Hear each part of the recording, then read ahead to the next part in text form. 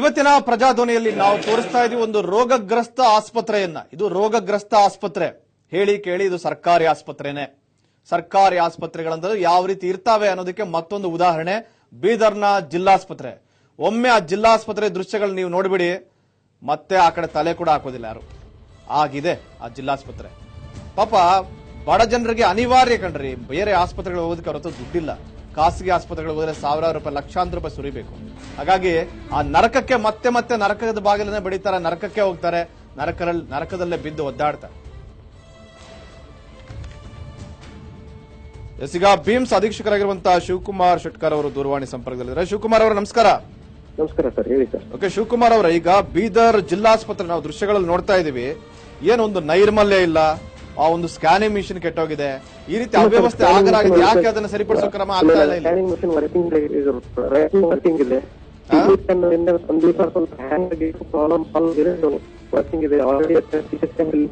ಸ್ವಲ್ಪ ಜೋರಾಗಿ ಸ್ಪಷ್ಟವಾಗಿ ಮಾತಾಡಿ. ನೀವೇನ್ ಹೇಳ್ತಾ ಇರೋ ಅರ್ಥನೇ ಆಗ್ತಾ ಇಲ್ಲ ಜನಕ್ಕೆ.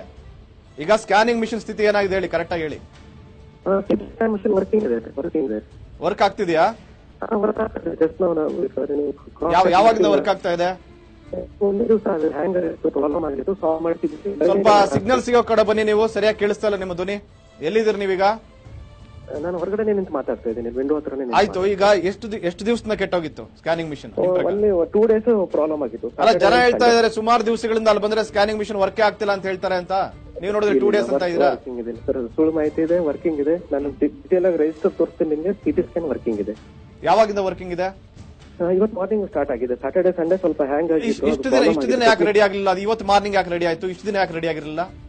ಇಲ್ಲ, 2 ದಿವಸ ಪ್ರಾಬ್ಲಮ್ ಆಗಿದೆ ಸರ್. ಮಷಿನರಿ ರೋಗಿಗಳು ಹೇಳ್ತಿದಾರಲ್ಲ, ನೀವು ಬರೀ 2 ದಿನ ಅಂತ ಹೇಳ್ತಾ ಇದ್ರಿ. ಯಾವಾಗ ಬಂದ್ರು ಕೂಡ ಹೊರಗಡೆ ಕಳಿಸ್ತಾರೆ, ಖಾಸಗಿ ಸ್ಕ್ಯಾನಿಂಗ್ ಮಾಡ್ಕೊಂಡ್ ಬರ್ಬೇಕು, 3,000-4,000 ರೂಪಾಯಿ ಖರ್ಚಾಗುತ್ತೆ ನಮ್ಗೆ ಅಂತ ಹೇಳ್ತಾ ಇದ್ದಾರೆ ಜನ. ಇಲ್ಲ ಸರ್, ಫ್ರೀಯಾಗಿ ಟ್ರೀಟ್ಮೆಂಟ್ ಮಾಡ್ತಾ ಇದೀವಿ. ಇಲ್ಲಿ 1100 ರೂಪೀಸ್ APL, BPL 550.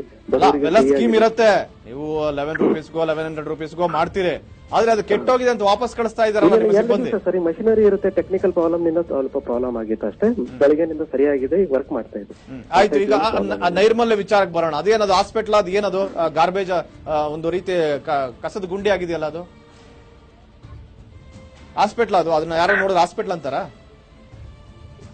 ಅಲ್ಲಿ ಬರುವಂತ ಬಡ ರೋಗಿಗಳು ಕಣ್ರಿ, ಅವ್ರು ಯಾವ ರೀತಿ ಅಲ್ಲಿ ಇರ್ಬೇಕಲ್ಲಿ? ಸರ್ಕಾರ ಎಲ್ಲಾ ಸವಲತ್ತು ಕೊಡತ್ತಲ್ಲ, ಯಾಕೆ ಅದು ಕ್ಲೀನ್ ಮಾಡ್ಸಕ್ಕಾಗಲ್ಲ? ಒಂದು ಹಾಸ್ಪಿಟಲ್ ಆದ್ರೆ ಹೆಂಗ್ ಇಟ್ಕೊಳ್ಬೇಕು ಗೊತ್ತಿಲ್ಲ ನಿಮಗೆ?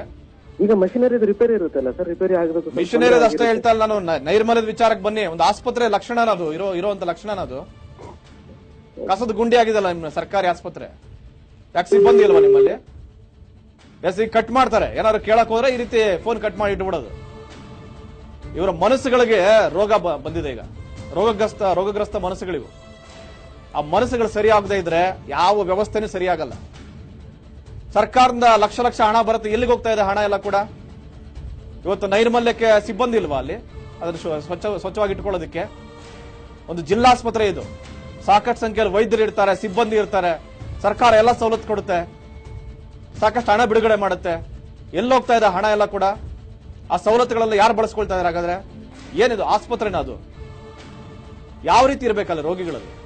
ಆ ಒಂದು ವಾರ್ಡ್ ಅಲ್ಲಿ ನೋಡಿ, ಅಲ್ಲಿ ಮಹಿಳೆಯರಿದ್ದಾರೆ, ಹೆರಿಗೆಗೆ ಬಂದಿರತಕ್ಕಂಥ ಗರ್ಭಿಣಿಯರು ಇರ್ತಾರೆ, ಹೆರಿಗೆ ಆಗಿರ್ತಕ್ಕಂಥವ್ರು ಇರ್ತಾರೆ. ಅಂತ ಒಂದು ವಾರ್ಡ್ ಅಲ್ಲಿ ಕಸದ ಗುಡ್ಡೆ ಹಾಕಿದಾರೆ. ಅಲ್ಲಿ ಗ್ಲೂಕೋಸ್ ಬಾಟಲ್ಗಳು, ಸಿರಿಂಜ್ಗಳು.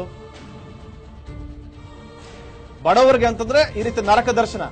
ಶ್ರೀಮಂತರು ಯಾರಾದ್ರೂ, ಮಿನಿಸ್ಟರ್ ಯಾರಾದ್ರೂ ಬಂದ್ರೆ ಅದೇ ರೀತಿ ಇಟ್ಕೊಂಡಿರ್ತೀರಿ ನೀವು ವಾತಾವರಣ ಅಲ್ಲಿ? ಮಿನಿಸ್ಟರ್ ಬಂದ್ರೆ ಚೆನ್ನಾಗಿ ಅರಮನೆ ತರ ಕ್ಲೀನ್ ಮಾಡಿ ನೀಟಾಗಿ ಇಟ್ಕೊಂಡಿರ್ತೀರಿ ಶಾಬಾಸ್ಗಿರಿ ಪಡ್ಕೊಳ್ಳೋದಕ್ಕೆ. ಯಾಕೆ ಬಡವರಿದ್ದಾಗ ಆ ರೀತಿ ಇಟ್ಕೊಳಕ್ಕಾಗಲ್ವ ನಿಮ್ಗೆ? ಅವ್ರು ಮನುಷ್ಯರಲ್ವಾ? ನಿಮ್ಮದೇ ಕುಟುಂಬದವ್ರು ಯಾರಾದ್ರೂ ಅಲ್ಲಿ ಹಾಸ್ಪಿಟಲ್ಗೆ ಅಡ್ಮಿಟ್ ಮಾಡ್ತೀರಾ ನೀವು? ನಿಮ್ಗೆ ಖಾಸಗಿ ಆಸ್ಪತ್ರೆಗಳೇ ಬೇಕು. ಯಾಕಂದ್ರೆ ಇಂಥ ಆಸ್ಪತ್ರೆಗಳು ನೀವು ಮಾಡಲ್ಲ, ಯಾಕಂದ್ರೆ ನಿಮ್ಮ ವ್ಯವಸ್ಥೆ ನಿಮ್ಗೆ ಗೊತ್ತಿರುತ್ತೆ. ಆ ಕಡೆ ಸುಳಿಯೋದು ಕೂಡ ಇಲ್ಲ ನಿಮ್ಮ ಕುಟುಂಬ ವರ್ಗದವರು, ಯಾರೋ ಸಂಬಂಧಿಕರು ಯಾರು ಕೂಡ. ಆದ್ರೆ ಬಡವರು ಬಂದ್ರೆ ಮಾತ್ರ ಇರತ್ತ ನರಕ ದರ್ಶನ ತೋರಿಸ್ತೀವಿ. ಇವತ್ತು ದಲ್ಲಾಳಿಗಳು ಸುಲಿಗೆ ಮಾಡ್ತಾ ಇದ್ದಾರೆ ಆಸ್ಪತ್ರೆಯಲ್ಲಿ. ನಿಮ್ಮ ಕೃಪಾ ಕಟಾಕ್ಷ ಇಲ್ದಿರೋ ದಲ್ಲಾಳಿಗಳು ಹೆಂಗ್ರಿ ಬರ್ತಾರೆ ಹಾಸ್ಪಿಟಲ್ ಒಳಗಡೆಗೆ? ಒಬ್ಬ ಡಾಕ್ಟರ್ನ ಭೇಟಿ ಆಗಬೇಕು ಅಂದ್ರೆ 1,000 ರೂಪಾಯಿ 2,000 ರೂಪಾಯಿ ಅವ್ರ ಜೇಬು ತುಂಬಬೇಕು. ಅಲ್ಲಿಂದ ನಿಮ್ ಜೇಬು ತುಂಬಿಸ್ಕೊಳ್ತೀರಿ.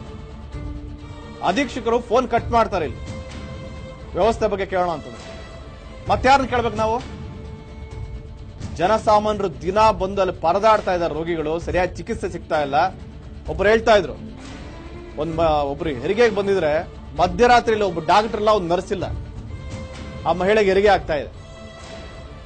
ಏನೋ ಹೆಚ್ಚು ಕಮ್ಮಿ ಆಗಿದ್ರೆ ಯಾರು ಹೊಣೆ? ಇಲ್ಲಿ ಯಾರು ಹೇಳೋರಿಲ್ಲ, ಕೇಳೋರಿಲ್ಲ. ದುಡ್ಡು ಬರ್ತಾ ಇರುತ್ತೆ ಸರ್ಕಾರದಿಂದ, ಲಕ್ಷ ಲಕ್ಷ ಕೋಟಿ ಕೋಟಿ ಬರ್ತಾ ಇರುತ್ತೆ, ಎಲ್ಲ ಜೋಬ್ ತುಂಬಿಸ್ಕೊಂಡು ಹೋಗ್ತಾ ಇರೋದು ಅಷ್ಟೇ ಕೆಲಸ. ನೋಡಿ ಇದು ಯಾವ ರೀತಿ ಇದೆ ಆಸ್ಪತ್ರೆ. ಆಸ್ಪತ್ರೆ ಅಂದ್ರೆ ಸ್ವಚ್ಛತೆ ಇರಬೇಕು ಮೊದಲನೇದಾಗಲ್ಲಿ. ಅಲ್ಲೇ ಊಟ ಮಾಡಿ ಅಲ್ಲೇ ಎಸೆದಿದ್ದಾರೆ ಎಲ್ಲ ಪ್ಲಾಸ್ಟಿಕ್ ಪೇಪರ್ಗಳು, ಚಪ್ಪಲಿ ಎಲ್ಲಂದ್ರಲ್ಲಿ ಬಿಟ್ಟಿದ್ದಾರೆ, ಗ್ಲೂಕೋಸ್ ಬಾಟಲ್ಗಳು ಎಲ್ಲಂದ್ರಲ್ಲಿ ಹಾಕಿದ್ದಾರೆ, ಸಿರಿಂಜ್ಗಳು. ಯಾವನ ನೋಡಿದ್ರೆ ವಾರ್ಡ್ ಅಂತಾರ. ದಯವಿಟ್ಟು ನಮ್ಮ ಆರೋಗ್ಯ ಮಂತ್ರಿಗಳು ನೋಡ್ಬೇಕು ಇದನ್ನ ಒಂದ್ಸಲ. ಬೆಂಗಳೂರಲ್ಲಿ ಕುತ್ಕೊಂಡಿರ್ತಾರೆ, ಸ್ವಲ್ಪ ಬೀದರ್ ದೃಶ್ಯ ನೋಡಿ ಸ್ವಾಮಿ. ಇಲ್ಲಿ ರಮೇಶ್ ಕುಮಾರ್ ಅವರ ನಿಮ್ಗೆ ಕಾಳಜಿ ಇದೆ, ಒಂದು ಒಳ್ಳೆ ಖಾತೆ ವಹಿಸ್ಕೊಂಡಿದ್ದೀರಿ. ಇವತ್ತು ಆಸ್ಪತ್ರೆಗಳ ಸ್ಥಿತಿ ಏನಾಗಿದೆ ನೀವು ಆಗಾಗ ಭೇಟಿ ಕೊಡ್ತಾ ಇರ್ತೀರಿ. ದಯವಿಟ್ಟು ಬೀದರ್ ಆಸ್ಪತ್ರೆಗೆ ಒಂದ್ಸಲ ನಿಮ್ಮ ಅಧಿಕಾರಿಗಳನ್ನಾದ್ರೂ ಕಳಿಸಿ, ಅಥವಾ ನೀವಾದ್ರೂ ಒಂದ್ಸಲ ಹೋಗಿ ನೋಡಿ ಯಾವ ರೀತಿ ಆಗಿದೆ ಅಂತ ಹೇಳಿ. ಆ ಬಡ ಜನರ ನೋವು ಏನು ಅಂತ ಕೇಳಿ. ಆಸ್ಪತ್ರೆಗಳು ಈ ರೀತಿ ನರಕಗಳಾದ್ರೆ ಯಾರೇ ಬರ್ತಾರೆ ಸರ್ಕಾರಿ ಆಸ್ಪತ್ರೆಗೆ? ಅವ್ರು ಅನಿವಾರ್ಯ ಸಾಯ್ಬೇಕಾಗಾದ್ರೆ ಬಡವರು. ದುಡ್ಡಿಲ್ಲ ಖಾಸಗಿ ಆಸ್ಪತ್ರೆಗೆ ಹೋಗೋದಕ್ಕೆ, ಅನಿವಾರ್ಯ ಈ ನರಕಕ್ಕೆ ಬಂದು ಸಾಯ್ಬೇಕು ಅಲ್ವಾ?